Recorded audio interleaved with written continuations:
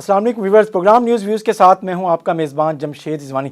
नाज़रीन, इलेक्शन हो गए, सीटें किस पार्टी ने कितनी ली हैं वो भी वाज़े हो चुकी हैं, लेकिन अहम बात यह है कि इस वक्त तक हुकूमत साजी का जो अमल है वो उसकी नज़र नहीं आ रही, उसकी सूरत क्या बन रही है। यही हमारे प्रोग्राम का मौजू है। हमारे साथ मौजूद हैं रऊफ़ क्लासा साहब, जो सीनियर तज्ज़ियाकार हैं। इन्होंने कल अपने वीलॉग में भी एक नया ऑप्शन बताया था कि क्या हो रहा है। हम उनसे बात करते हैं। रऊफ़ साहब, अस्सलाम वालेकुम। जी वालेकुम सलाम जमशेद। रऊफ़ साहब, थैंक यू। आपको क्या लगता है क्या होने वाला है? और कोई हुकूमत आज आज कोई बड़ा ब्रेक थ्रू हो सकता है कि कोई हुकूमत बनाने की तरफ पेश रफ्त हो जाए किसी भी पार्टी की तरफ से? मेरा ख्याल है अब इनके पास ऑप्शन नहीं रहा। पहले तो हमने देखा कि नवाज शरीफ साहब की पार्टी जो है दबाव में है, ये इलेक्शन में सीटें ना मिली तो मियाँ साहब लगता था नाराज़ हो गए हैं और वो ज़्यादा खुश नहीं है अपने जो यार दोस्त थे, चाहे आलमी दोस्त थे या पाकिस्तानी थे। तो उन्होंने तो आपको याद होगा साद रफ़ीक ने कह दिया था जी हम हुकूमत नहीं बना रहे, जिसका दिल चाहता है अगर उनके पास अक्सरियत है तो वो बना लें अपना। अगर पीटीआई जो कहती है कि हमारे पास आज़ाद उम्मीदवार ज़्यादा हैं तो बना लें अपनी हुकूमत। तो उन्होंने तो अपने आप को पीछे कर लिया और ये बातें आना शुरू हो गई कि वो तो खुद को पंजाब तक ये कन्फाइन रखेंगे। बल्कि दरमियान में ये भी खबर आई कि ये सोचा जा रहा है कि मरियम नवाज साहबा जो है उनको ये वज़ीर आला बनाने की बजाय उनको कौमी असम्बली में भेज दें और वो अपोजिशन का ये रोल अदा करें, अपोजिशन लीडर का। और शहबाज शरीफ साहब जो है वो दोबारा सूबा बना लें, फिर मेहनत करें, काम करें, लोगों को अपने करीब लेकर आएँ और एक नए सिरे से फिर कोशिश की जाए ये सेंटर में हुकूमत बनाने की। लेकिन लगता ये है जो यहाँ पे हमारी इस्टेब्लिशमेंट है वो वरीड हो गया, क्योंकि जब उन्होंने उमर अयूब को पुट किया एज ए कैंडिडेट के तौर पर इमरान खान साहब ने, तो हमने देखा बड़ी तादाद में लोगों ने इस चॉइस को कंपेरेटिवली जो बेहतर समझा, क्योंकि लोग तो डरे हुए थे उस्मान बुज़दार साहब को देख कर या अली अमीन गंडापुर साहब को देख के। तो लोगों के जहनों में था कि इसी तरह का ऑप्शन जो है तो खान साहब को भी ये वज़ीर आज़म के लिए भी ये पिक करेंगे। लेकिन वो देखा गया कंपेरेटिवली उन्होंने उमर अयूब का नाम बेहतर नाम है, क्रेडिबल नाम है, उनको गवर्नेंस का तजर्बा है, 20-22 साल से वो खुद पावर में मिनिस्टर ऑफ ये स्टेट फॉर फाइनेंस रहे हैं।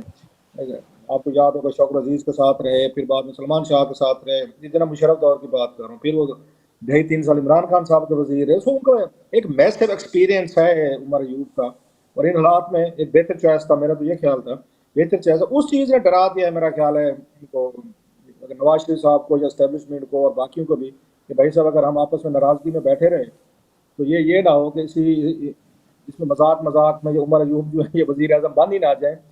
तो लगता है कि दोबारा नई एफर्ट्स शुरू हो गई हैं। अब सवाल इस पे होगा, मतलब अड़ा हुआ है, ये तो तय हो चुका है कि शहबाज शरीफ साहब वजीर आजम होंगे, जरदारी साहब सदर होंगे।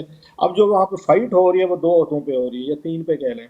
एक तो ये कि कौमी असम्बली का ये स्पीकर जो है वो नवाज लीग मांग रही है। वो कहते हैं कि अगर हमने हाउस चलाना है, बिल लाने हैं, चीज़ें करनी है तो हमारा स्पीकर होना चाहिए। कल को यहाँ 100 मसले होते हैं, मसाइल होते हैं, प्रोसीडिंग्स होती हैं, ये ना हो पीपल्स पार्टी का बैठा हो तो वो यहाँ पे बिल रोक के बैठा हुआ हो। और फिर वो कहते हैं सेनेट चेयरमैन हमें दें, क्योंकि हम अक्सरियती पार्टी हैं। और सेनेट में इस दफ़ा कोई सालदार साहब जो हैं वो बड़े शौकीन है जनाब के मैंने चेयरमैन सेनेट बनने, उन्हें लगता है ये बेहतरीन मौका है। सो अब इस बात पे पीपल्स पार्टी नहीं मान रही। अच्छा, पीपल्स पार्टी साथ में वो भी मांग रही है कि गवर्नर पंजाब भी हमें दें। वो मेरा ख्याल है जो रहीम यार खां के मखदूम साहब हैं जिनको पहले भी लगाया गया था गवर्नर, वो उनको शायद अकोमोडेट करना चाह रहे हैं। सो इन तमाम इश्यूज पे कोई बातचीत हो रही है, फिर पंजाब में कितना शेयर देंगे, क्या करेंगे। सो ऑल दिस स्टफ, इसकी वजह मुझे लगता है कि अगले 1-2 दिनों में ये इसका इसका कोई हो जाएगा, ये डेडलॉक टूट जाएगा, क्योंकि इनके पास टाइम थोड़ा है। जी। दे हैव टू अगर इन्होंने जी। अच्छा, रूफ, आप जो बात कर रहे थे, अभी आपने जिस अंदाज में बात की, उमर अयूब साहब का नाम दिया, लेकिन एक आप समझते हैं कि आपने कहा कि मुमकिन तौर पे वो डर गए और शायद उमर अयूब वज़ीर आज़म ही ना बन जाए, लेकिन जिस अंदाज में इमरान खान साहब या उनकी पार्टी ने किसी भी बड़ी जो पार्टी थी, जैसे पाकिस्तान पीपल्स पार्टी थी या एमकेएम थी, उनमें से किसी से भी अलाइंस करने से इनकार कर दिया और बड़े वाज़े ये मौक़िफ़ इख्तियार किया कि हम उनसे नहीं करेंगे। उस इन दोनों के बग़ैर, ख़ास तौर पे पाकिस्तान पीपल्स पार्टी के बग़ैर, अगर नंबर गेम देखें तो पीटीआई ये बना ही नहीं सकती थी। और अगर जो आज जैसे आप कहें, चाहे उमर अयूब साहब हों या कोई भी हो, जब तक एक और पार्टी को अपने साथ ना मिलाएं। तो आप समझते हैं कि ये नाम बहुत अच्छा कैंडिडेचर है जो उन्होंने दिया है उमर अयूब का, लेकिन बहरहाल पीटीआई लग नहीं रही कि अगर आप पीपल्स पार्टी एमकेएम के साथ भी हाथ नहीं मिला रहे तो आप हुकूमत बना पाते। फिर ये नाम आप कैसे लगता है कि बड़ा संजीदा नाम है और संजीदा कोशिश कर रही है वज़ीर-ए-आज़म लाने की पीटीआई? ये बड़ा अहम सवाल है आपका। अब इसमें बाज़ लोग इमरान खान साहब पे तनकीद भी करते हैं कि खान, बल्कि सारी पॉलिटिकल पार्टीज पे तनकीद होनी चाहिए कि जब भी बड़े सदर का इलेक्शन हो, वजीर आजम का इलेक्शन हो, अपोजिशन के दिनों में लड़ना हो, तो उस वक्त आप बड़े अच्छे अच्छे नाम दे देंगे कि लोग आपकी तारीफ करेंगे कि जनाब कि इनको सदर का इलेक्शन लड़ना चाहिए, इनको वजीर आजम का लड़ना, जब ये अपोजिशन में हो, जब ये खुद बन सकते हो, जब वोट पूरे हो, नंबर्स पूरे हो, तो खुद वजीर आजम बनते हैं। सो इमरान खान साहब जो है, अगर कल को उनकी पार्टी का कोई वजीर आजम बन सकता हो, नंबर्स पूरे हों, तो वो उमर अयूब का नाम नहीं देंगे, वो अपना नाम देंगे। ऐसे नवाज शरीफ साहब जो हैं वो अपना नाम देंगे, जरदारी साहब हैं वो अपना नाम देंगे, लेकिन अगर आप पोजीशन में हैं तो वो फिर किसी और का नाम दे देंगे जिसपे मैं और आप वाह वाह बल्ले बल्ले करेंगे, देखा यार कैसा नाम। ये पुरानी इनकी टेक्निक है, पुराना हर्ब है। सो इसको तो एक चीज जहन में रखना चाहिए। दूसरा, खान साहब क्योंकि खुद नहीं बन रहे, अब उनके बारे में ये भी लोग उनके नाकदीन कहते हैं जनाब कि अगर वो खुद वजीर आजम नहीं है मुल्क के, तो ना पार्लियामेंट होनी चाहिए, तो ना हुकूमत होनी चाहिए, तो ना सूबों में किसी की हुकूमत होनी चाहिए। फिर यहाँ पे बिल्कुल गलियां हो जाए सुनिया दे मिर्जा यार, फिर उन पर तनकीद करते हैं, उनके नाकदीन है कि खान साहब अपने अलावा जो है वो किसी को बड़े अहदे पर बैठा हुआ नहीं देख सकते। और ये बातें वो कहते हैं इन्होंने इस्तीफे दिए, लॉन्ग मार्चेस के, पंजाब तोड़ी, KPK तोड़ी, और आखिरकार पूरे अपने अमले के साथ जेल जा बैठे क्योंकि खान साहब खुद वजीर आजम नहीं थे, उनको हटा दिया गया था। हैविंग सेड ऑल दिस, अगर खान साहब सीरियस थे, सीरियस एफर्ट हो सकती थी, वजीर आजम अगर उनका नाम भी बनता, अगर वो उनको, अगर पीपल्स पार्टी और इनके दरमियान जो लड़ाई चल रही थी, कि पीपल्स पार्टी को लगा कि बड़ा अच्छा मौका है कि हम इस वक्त बिलावल को वजीर आजम बनवा लें, खान साहब जेल में है, तो खान साहब को हम कोई कहानी डालते हैं कि भाई साहब आप हमें वोट दें तो हम आपको रिलीज भी कर देंगे, आपके केसेस भी हम सेटल कर देंगे, आपकी पार्टी के लोग भी बहर आ जाएंगे, आपके जो मुश्किल वक्त तो वो गुजर जाएगा। मतलब अगर आप आइडियली देखें, इसको पॉलिटिकली देखें, तो ये ठीक फैसला हो सकता था कि अगर आप उनके साथ, ये पीपल्स पार्टी के साथ हाथ मिला के हुकूमत बना लें और अपने आप को मुश्किल से निकालें, रिवाइव करें, पार्लियामेंट में थोड़ा सा इस डेड लॉक को तोड़ें। तो लेकिन खान साहब को ये भी था कि अगर मैंने इनके साथ हाथ मिला लिया, अगर मैंने वजीर आजम नहीं बनना, तो मेरी पार्टी में से किसी और ने बनना है या बिलावल ने बनना है, तो मुझे कितनी नफलों वाला सवाब है।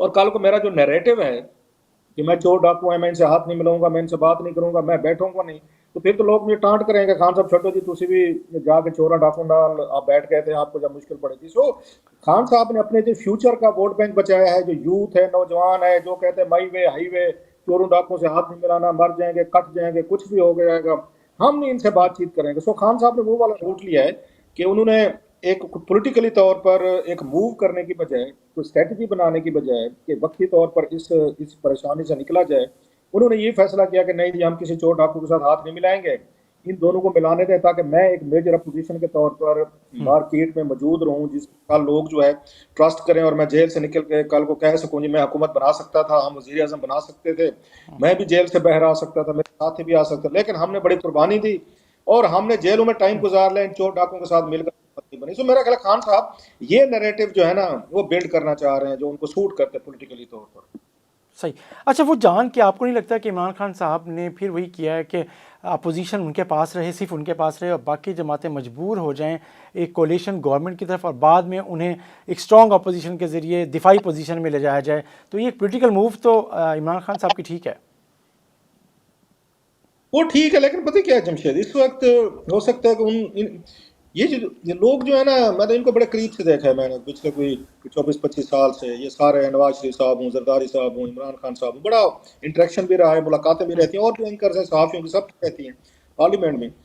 ये जितनी जहानत इनके पास ये मैनूवर करने की है, जाती फायदे उठाने की है, वो सियासी हूँ, माली हूँ, बिजनेस हूँ, ये सारी की सारी जहानत अपने काम आती है सही। माशाल्लाह। अपनी अपना वेंचर के लिए, अपने आप को वजीर आजम बनाने के लिए, अपने आप को पावर लेने के लिए, अपना कारोबार आसमान पे ले जाने के लिए, माल बनाने के लिए, अगर इसका 10% भी ये लोग सोच लेते कि हम इस मुल्क के लिए जहानत और ये काबिलियत यूज करने मुल्क का जिन हालात में ना होता। अब जो बात आपने सवाल किया है, जी। तो टोटली पॉलिटिकल स्टेट, मान लिया जी खान साहब को बड़ा फायदा होगा इस बात का, 5 साल बाद हो जाए, 3 साल बाद हो, जब भी इलेक्शन होते हैं, बात की कहानी है। लेकिन इस वक्त मुल्क जिन ये मसलों में, क्राइसिस में फंसा हुआ है, जितना डेडली डेडलॉक है, और जिस तरह की अगर खतरा इस मुल्क की मतलब है उस सलामती को, पहली दफा मैं कहूँगा मत से कि मुझे मतलब फियर आना शुरू हुआ है, खौफ आना शुरू हुआ है, कि हालांकि मुझे कभी नहीं फील हुआ था, पहली दफा फील होता है कि हमारी हमारी पॉलिटिकल इलीट और सिविल मिलिट्री ब्यूरोक्रेसी मिल के इतने इन्होंने मसाइल बना दिए हैं कि अब इनके अपने पास ही कोई सोल्यूशन नहीं रहा। पावर के चक्कर में, इक्तदार के चक्कर में इतनी सेल्फिश किस्म की इन्होंने मूव्स की हैं कि यही वाली चीज कि आप इस वक्त, मैंने हालांकि कहा है, मुझे ये कहने में हर्ज नहीं है, मैंने एडवोकेट किया, मैंने बात की है, कॉलम लिखा है इस पे शायद, और मैंने व्लॉग में भी कहा है, ट्वीट भी किया है, मैं कि मेरे बस में होता ना, मैं हमारा यूथ को वजीर आजम बनवा देता। हम्म, एस्टेब्लिशमेंट हो, नवाज शरीफ हो, जरदारी जो भी हो, कि ऐ जी उमर अयूब साहब को हम मुश्तरका वजीर आजम बनाते हैं, ऐ जी पीटीए अपनी हुकूमत फॉर्म करें, ऐ जी आप लें हुकूमत लें। हम्म, हम्म। इनको इनको एक दफा आने दें, इनको इनको लोगों को ये महसूस होने दें जी हमने वोट दिया है, हमारी हाँ लीडिंग रूफ। पार्टी थी, ज्यादा वोट थे। हाँ। हाँ हम्म। रूफ, लेकिन जो जी जी बताएं। इमरान खान साहब ने पहले ही दिन बात कर दी कि अब इन दोनों जमातों से बात नहीं होगी, फिर रास्ते तो बंद हो गए ना, मतलब उन्होंने तो धकेल दिया ना कि आप हम नहीं आएंगे, आपने जो करना है कर लें। इसलिए तो इकट्ठे हो रहे हैं ना। अब इनको साथ जो प्रॉब्लम है कि आप इमरान खान साहब को बीट कर सकते हैं एक चीज से, जो करना नहीं चाह रहे आप। मतलब इमरान खान साहब की हुकूमत हमने देख ली 3.5 साल, बुखार साहब की हुकूमत आपने पंजाब में देख ली। बस 2022 में ये जनवरी फरवरी में किस लेवल पे अनपॉपुलरिटी खड़ी थी इमरान खान साहब की और इनकी इनकी उस्मान बुज़दार साहब की। आपको याद है उधर महमूद खान साहब थे। आप इमरान खान साहब जो ये इलेक्शन जीते थे, मैंने हाँ। उस वक्त भी शायद याद है, मुझे कॉलम लिखा था मैं कि इमरान खान नहीं जीता इलेक्शन 2018 वाला, हाँ। ये नवाज शरीफ साहब और हारे। उनकी पार्टी हारी है अपनी परफॉर्मेंस की वजह से। ऐसे जरदारी साहब जो 2013 में हारे थे तो अपनी बैड परफॉर्मेंस, बैड गवर्नेंस की वजह से हारे थे। आप इमरान खान साहब को बीट कर सकते हैं परफॉर्मेंस की बुनियाद पे, उसके गवर्नेंस की बुनियाद पे, ईमानदारी की बुनियाद पे। आज भी मैं समझता हूँ, ये मेरा ख्याल है, अगर कोई जो नई आने वाली हुकूमत है, ये पेट्रोल को ले आए 130-140 पे ले आए, डॉलर को 200 पे ले आए और 6 महीने साल इसी तरह रखे और अपनी गवर्नेंस को ठीक रखे, अच्छे अफसर, अच्छे लोग, अच्छी ब्यूरोक्रेसी लगे, लोग भूल जाएंगे इमरान खान को। लोगों को क्या है कि लोगों को सस्ती चीज मिलना शुरू अच्छा। होती है, पेट्रोल डीजल मिले, हाँ उनको रुफ, आपकी बिजली बात मिले। करें, अगर हम ये देखें कि इस दफ़ा का जो मैंडेट है इस वक्त तक का, जो अगर हम देखते हैं तो ये एक स्प्लिट मैंडेट है और इसमें किसी भी पार्टी को लोगों ने वाज़ेह एक्सेस नहीं दी। तो फिर ये भी तो एक लोगों की राय का एहतराम है कि लोग ये चाह रहे हैं कि कोलिशन गवर्नमेंट आए या नेशनल गवर्नमेंट आए, ये तमाम सियासी जमातें मिलकर हुकूमत चलाएं और मिलकर मुल्क को इस जिन मसाइल का शिकार है उससे निकालें। लेकिन मेरा ख्याल है कोई भी पार्टी इस पोजीशन में नहीं है कि वो इनिशिएटिव ले, जैसे आपने बात की कि मुस्लिम लीग नवाज़ उमर अयूब को मान ले, या इमरान खान साहब कहें कि नहीं जी ठीक है आप दोनों पार्टी मिलकर जैसे कर दें, उनमें से जो होगा हम देख लेंगे। तो लेकिन ये हौसला तो बाहर किसी में नहीं है ना, मतलब ये मानने वाली बात है। बात ये कि पहले भी तो कोलेशन हुकूमतें बनती रही हैं। ये जो हमारे अंदर एक शौक है नेशनल गवर्नमेंट बनाने का, जो फैंसी किस्म का हमने वर्ड ढूंढा हुआ है कि कौमी हुकूमत हो, कौमी हुकूमत हो, मतलब कौमी हुकूमत तो पहले नहीं बनती रही हैं। ये कौन से दौर में कौमी हुकूमत नहीं थी, मुझे बताएं जरा।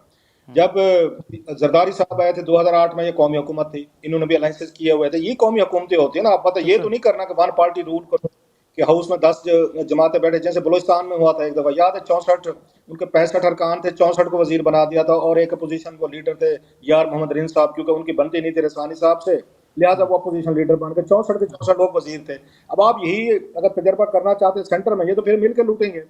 अपोजिशन का फिर जमहूरियत का कंसेप्ट तो खत्म हो गया कि आप सारे के हाँ। सारी पार्टी जो है वो पावर आ जाए, सारी वजारतें ले लें, कोई सदर बन जाए, वजीर आजम बन जाए, वजीर आला बन जाए, स्पीकर कोई ले जाए, कोई वजारतें ले ले, कोई सेनेट चेयरमैन ले ले, कोई गवर्नर ले ले, और हम सही। कहें जी नेशनल हुकूमत बन गई है। नेशनल हुकूमत की इसको इस मुल्क से ज्यादा एक अच्छी गवर्नेंस करने वाली हुकूमत को जरूरत है। अपोजिशन अगर नहीं होगी किसी इसकी हुकूमत की, पार्लियामेंट में नहीं होगी, ये तो डिक्टेटरशिप कायम हो जाएगी। फिर then who is going to hold them accountable? फिर तो आवाम मीडिया को ये रगड़ कर रख देंगे कि आप हमारे खिलाफ सही। बात क्यों कर रहे हैं, हम तो कौमी हुकूमत है, हम सारे लीडर हैं, लोगों ने हमें वोट दिया, हम हाँ। जो चाहे करें, आप कौन होते पूछते वक्त। सही। सो मैं कभी भी कौमी हुकूमतों का ये जो है ना कि सबको मिला लो, सब मिल के खाओ, मैं इस हक में कभी नहीं रहा। हाँ ठीक है, 3 4 5 6 पार्टीज अलायंस करें, एक मेजर पार्टी अगर अपोजिशन में बैठेगी तो हुकूमत अच्छी चलेगी, जमहूरियत बेहतर चलेगी, मुल्क आगे चलेगा। नहीं तो वन पार्टी रूल रहे, फिर तो मार्शल लॉ होगा ना। कौमी हुकूमत का मतलब मार्शल है फिर, कि सारे चुप सही। करके खाओ, एक दूसरे को कुछ भी नहीं कहना, कोई बात नहीं करनी आपने। अच्छा, फिर एक बात ये कि ये बताएं कि आपने प्रोग्राम के शुरू में भी एक जिक्र किया कि एक आध दिन में ये तय हो रहा है, मुझे आपको ये लग रहा है, तो आपको वाकई लगता है कि मुस्लिम लीग नवाज़ और पाकिस्तान पीपल्स पार्टी आज या कल इस पोजीशन में होंगी कि वो हुकूमत बनाने और आपस में जो उनका कोalition होगी वो अगली हुकूमत की तश्कील और उसके बाद गवर्नेंस पर तवज्जो देने की होगी? आपको लगता है कि अलाइंस हुकूमत साजी का आज या कल अनाउंस हो सकता है? इसमें अब इनके पास ऑप्शन नहीं रहा, दे हैव टू। आज करें, कल करें, परसों करें, ये सिर्फ बार्गेन हो रही है कि तू 2 रुपए छोड़ दे, वो कहते नहीं 3 रुपए, तू उधर आप सौदा महंगा बेच रहे हैं। तो सीटों पे मसला हो रहा है कि कौन काल, मैंने बताया ना कि सेनेट चेयरमैन पे या कौमी असम्बली के उस स्पीकर या उस पे गवर्नर्स पे, बाकी चीजें तो तय कर, छोटी मोटी उसमें वजारतें तय हो रही होती हैं, डिटेल्स होती हैं, कौन सी वजारतें आपको मिलेंगी, कौन सी हमें मिलेंगी। सो ये तो तय है कि हुकूमत बननी है, पीपल, अगर हुकूमत बननी है और नए इलेक्शन नहीं होने, तो वो तो पीपल्स पार्टी और नवाज लीग को करना पड़ेगा, और नवाज लीग और पीपल्स पार्टी दोनों अफोर्ड नहीं कर सकते ये दोबारा इलेक्शन में जाएं। अब की दफा जैसे भी था, इनके इमरान खान साहब उनकी पार्टी एग्जाम लगाते हैं कि आपने धांधली कर ली, आपने यहाँ पे अगर इंतजाम के साथ मिलकर हमारे रिजल्ट चेंज कर लिए, वो सारी लड़ाई झगड़ा चलो किसी हद तक वो थोड़ा सा सेटल हो गया है कि इस वक्त पीटीआई जो है वो लीडिंग उनके कैंडिडेट्स हैं, चलो वो राजी हो गए, केपीके हमें मिल गया, बड़ा बड़ा, या सेंटर में भी अच्छी सीटें मिल गई, थोड़ी हद तक उन्होंने राजी कर लिया है। अगर आप हुकूमत नहीं बनाते तो फिर तो आपको नए इलेक्शन में जाना पड़ेगा। तो क्या पीपल्स सही। पार्टी और नवाज लीग दोबारा नए इलेक्शन जाकर ये दोबारा इतनी सीटें निकाल सकते हैं जितने निकाल आए हैं? क्योंकि आपने इमरान खान साहब उनकी पार्टी को उनके सिंबल ले लिए, जेलों में डाल दिया, आपने मार कुटाई की, उनको उम्मीदवार उठा लिए, आजाद उम्मीदवारों को आपने उधर शामिल करवा दिया, इसके बावजूद नहीं बन रही। सो इनके पास कोई ऑप्शन नहीं है। व्हेन यू से दैट कि ये कर लेंगे या इनका क्या नतीजा निकलेगा मुज़ाकरात का, तो रेस्ट एश्योर अगर नया इलेक्शन नहीं चाहते तो इन दोनों ने मिलकर हुकूमत बनानी है। मसला सिर्फ गिव एंड टेक है। तू मतलब वो क्या कहते हैं, अगर तू क्या लेगा मुझे क्या मिलेगा, ये यहाँ पे बंदर बांट पे थोड़ी सी लड़ाई हो रही है।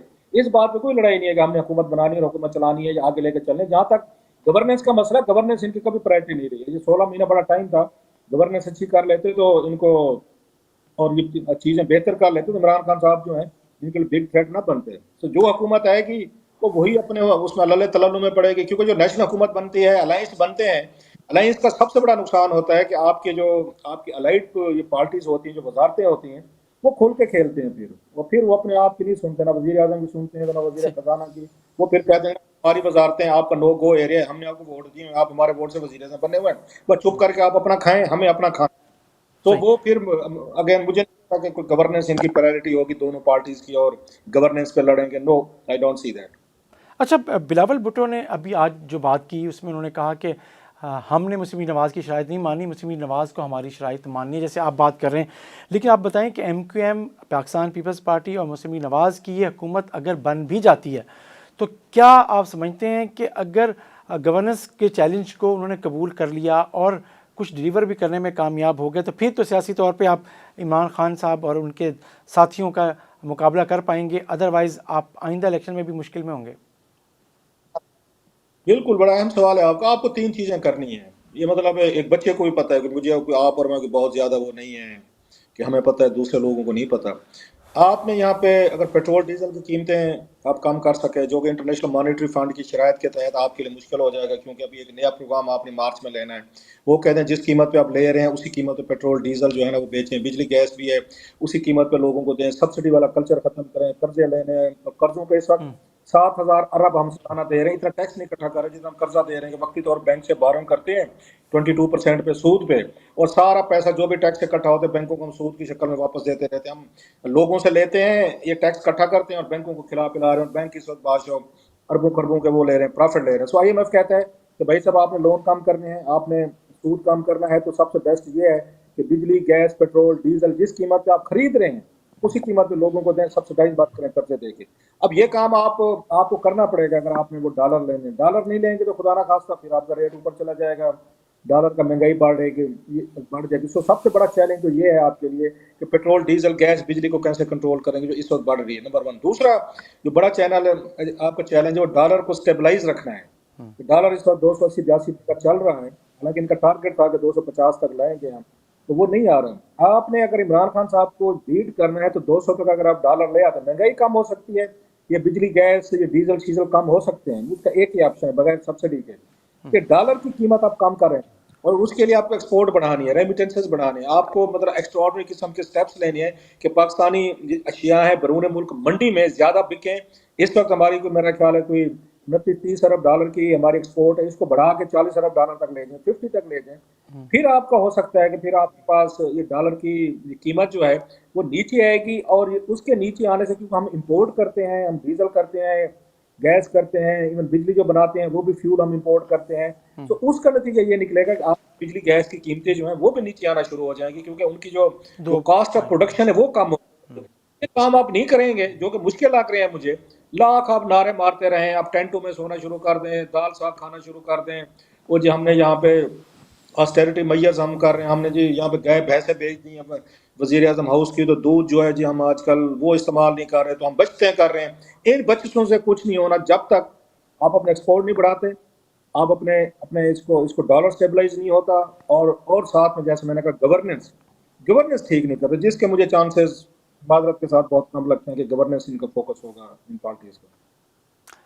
बहुत शुक्रिया रऊफ़ क्लासा साहब, आपने हमें ज्वाइन किया, बड़ी तफसीली आज तक की जो सियासी सूरत हाल है उस पर अपना तजिया पेश किया है।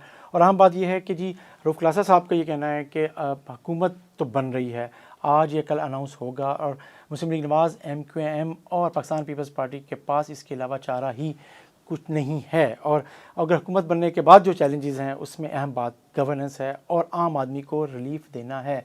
और अगर ये नहीं दे सकेंगे तो फिर अनपॉपुलर होने का उनका जो सिलसिला है वो रुकेगा नहीं, थमेगा नहीं। इसके साथ ही नाज़रीन, अपने मेज़बान जमशेद वानी को इजाज़त दीजिए। अल्लाह हाफ़िज़।